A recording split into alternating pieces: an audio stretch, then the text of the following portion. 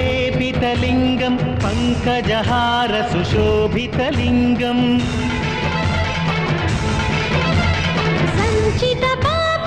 सञ्चितपापविनाशनलिङ्गं तत्प्रणमामि सदा शिवलिङ्गम्